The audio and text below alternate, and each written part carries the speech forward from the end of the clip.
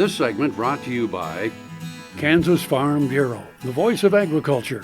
To join today or for more information, go to kfb.org or find us on Facebook and Twitter. My name is Augustine Obour. I'm the soil scientist out here in Hayes. I've been with K-State for about 3 years.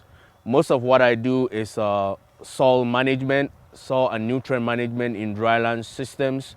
So some of the projects that we're working on is looking at different tillage systems and nitrogen fertilizer management and how that affect crop production and nitrogen use efficiency and things like that. So over the years, we've been seeing that there have been a lot of adoption, moving from conventional tillage to reduced kind of tillage or strictly no-till systems. And that is very good. Reducing tillage intensity helps to improve soil quality and also reduce specifically runoff and from erosion, and then wind erosion is significantly reduced when you have no-till or reduced till systems, and that tends to improve the soil quality. But now we're seeing problems with glyphosate-resistant weeds, so people are now reverting back to conventional tillage to take care of these weed issues, and that is a big concern.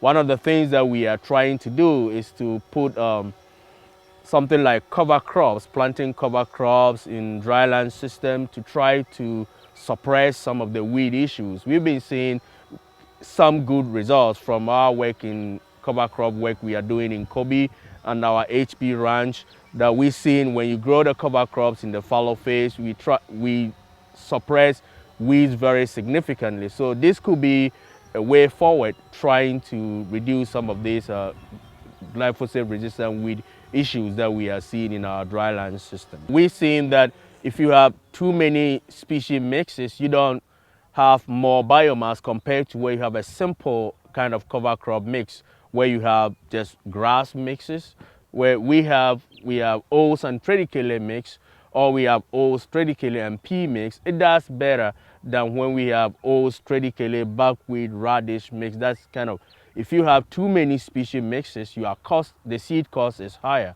But if you have only simple mixes, the cost is significantly lower. And what we did last year, we just planted the cover crop in the spring. We didn't spray anything. We just came back and killed the cover crops in June, and then we came back in October and planted our wheat. We didn't spray anything, where we sprayed just once to kill the cover crops. And most people are seeing this kind of the same thing. You may spray once to terminate the cover crop, or you spray like twice, you terminate the cover crop, some weeds come up, you spray it again. But in the fallow plots, we spray like 3 times to take care of the weeds. And even at some point, some of the glyphosate-resistant weeds were not dying. We have to mow them down. We just have to mow it. So in terms of cost, I think the cover crops is relatively, I think in terms of the cost compared to using herbicide spraying several times, the cover crop may be cheaper. Yeah, in addition to just growing the cover crops just for cover, we are looking at different management systems where you can use the cover crop for forage, where we're grazing some of the cover crop, or we haying it just as hay. So we have oats and triticale that we plant in March, and then we come in and graze it towards the end of May or early in June for the grazing. And then when we harvest it for hay, when it hairs out, then we go in and swath it for hay. And what we've seen is if you graze it, you reduce some of the biomass for the cover for the grazing. So what you have to do is you don't have to graze everything. You graze and leave close to about 50% of the biomass in the system.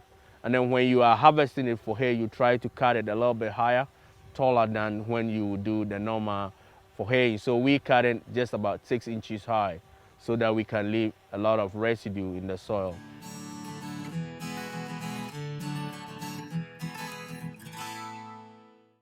Support Kansas agriculture education with an AgriTag. AgriTags are available anytime at your county treasurer. They look great on cars and trucks. For more information, go online to ksagclassroom.org.